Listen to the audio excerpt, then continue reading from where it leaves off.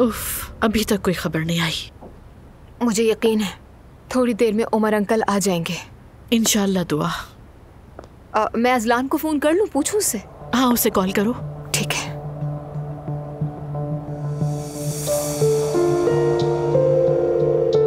Azlan. हाँ बोलो दुआ। क्या किया तुम लोगों ने? हम तो फिक्र से मरे जा रहे हैं। अंकल को रिहाई नहीं मिली, वो आज रात यहीं होंगे। हाँ अच्छा समझ गए। वकील ने क्या कहा फिर? क्या कहेगा? उसने कहा जो बस में होगा वही करेगा। यूसुफ और विदित यहीं रुकेंगे रात को, इंतजार करेंगे। हम लोग निकल रहे हैं, मैं ड्राइवर भेज रहा हूँ। घर आ जाओ, रात के खाने पर मिलते हैं, ठीक है? ठीक है जान। क्या हुआ, कोई बुरी खबर है? बुरी तो नहीं है लेकिन अच्छी भी नहीं है। उमर अंकल को आज रात हिरासत में रखेंगे। मुझे यकीन नहीं आ रहा। मॉम, उन्होंने यही तो कहा था पहले भी। लेकिन सुबह तक नहीं रखेंगे ये नहीं कहा था। मैं समझी थी कि 1-2 घंटे में छोड़ देंगे उसे। अच्छा, आप कर भी क्या सकते हैं? उमर लॉकअप में उस जुर्म की वजह से जो उसने किया ही नहीं है। ये सब सुनने के बाद मैं कैसे ठीक रहूं दुआ? और सबके सब मुझे ही कसूरवार ठहरा रहे हैं। मॉम, सब क्या सोच रहे हैं इससे फर्क नहीं पड़ता। असल बात ये है कि उमर अंकल क्या सोचते हैं। अब तो मैं कुछ नहीं कह सकती दुआ। ऐसे तो मत कहें, वो आपको समझेंगे, यानी समझते तो होंगे ही शायद। हाँ, थोड़े नाराज हो सकते हैं लेकिन इसके बाद छोड़ थोड़ी देंगे। आई होप सो, लेकिन मुझे ऐसा बिल्कुल नहीं लग रहा। कुछ समझ नहीं आ रहा क्या करूं।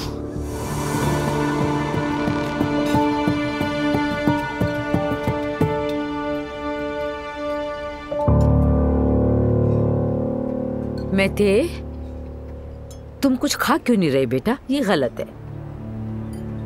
ताई, मुझे भूख नहीं है। भूख हो ना हो तुम खाओ। चलो शाबाश। तुम अपनी जगह बिल्कुल ठीक हो। अपने बाबा के लिए परेशान होना भी चाहिए, लेकिन घबराओ नहीं। अल्लाह ने चाहा तो सब ठीक हो जाएगा। देखो अब्दुल्ला साहब हैं ना यहाँ। अल्लाह का लाख लाख शुक्र है। अल्लाह ने हमारे सरों पर सलामत रखे। आमीन आमीन। अल्लाह सबको जज़ाए खैर दे। मैते, ये सिर्फ एक गलत फहमी है। तुम परेशान ना हो, सब ठीक हो जाएगा। लेकिन ज़ैनब खातून ने मैते की शिकायत क्यों की आखिर?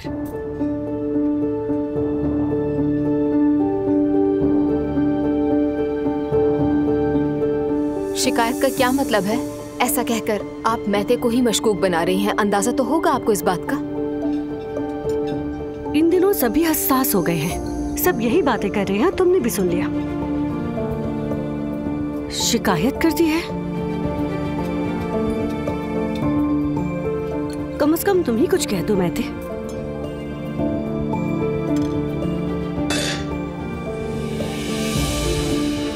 ऐसा ही हुआ। मैते, मेरी मॉम ने जो भी किया इसलिए किया कि तुम पर इल्जाम ना आए। शुक्रिया, बड़ा कारनामा अंजाम दिया। मैं कोई बहस नहीं चाहता। सुन लिया सबने?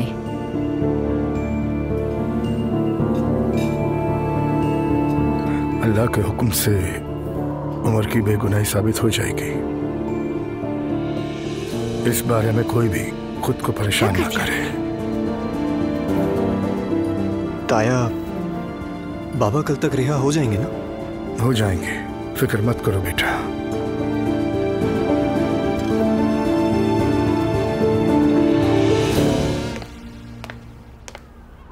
आज बहुत गुस्सा दिलाया तुमने।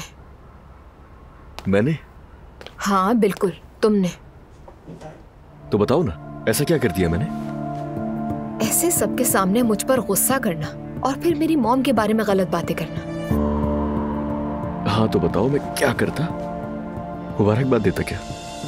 अजलान, ये कोई ऐसा मामला नहीं है जो तुमसे मुतालिक हो, तो इतना ज्यादा रिएक्ट करने की वजह? तुम्हें लगता है कि इससे कोई ताल्लुक नहीं है मेरा? बताओ ना।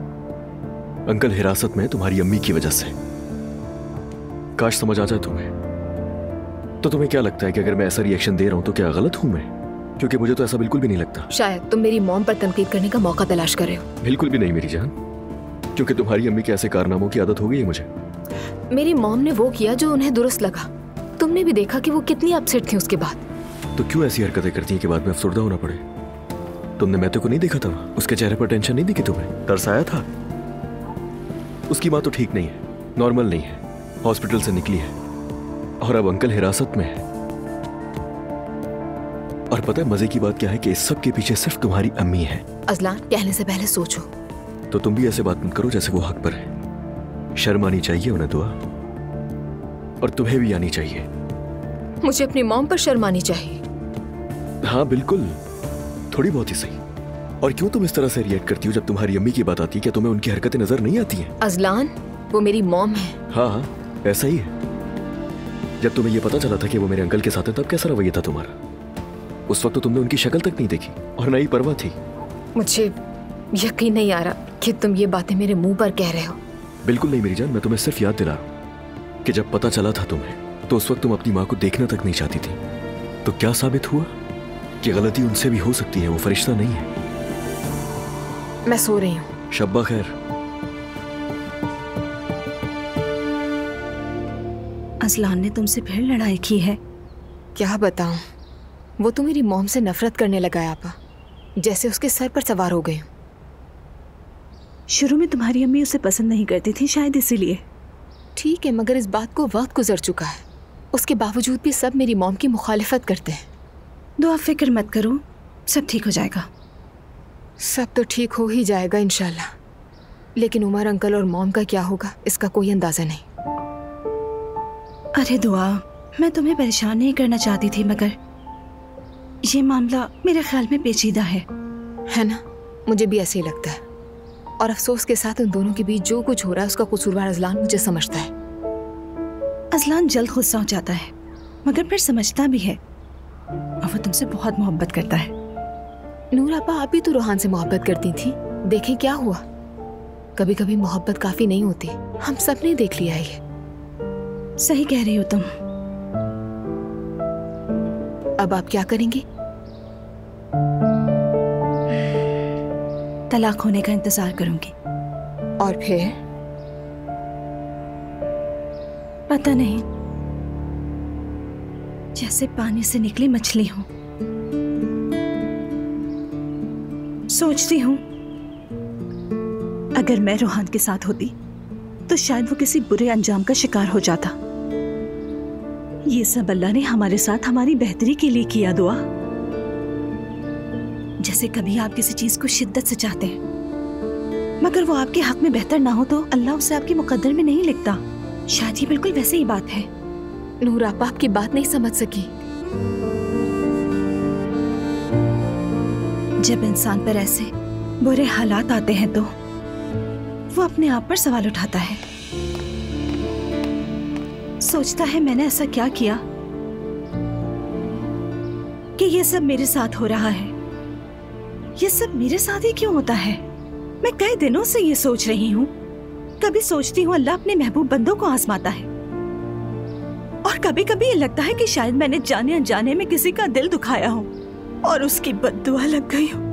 नूर आपा, ऐसी कोई बात नहीं है, और ये आप भी जानती हैं। कैसे नहीं है?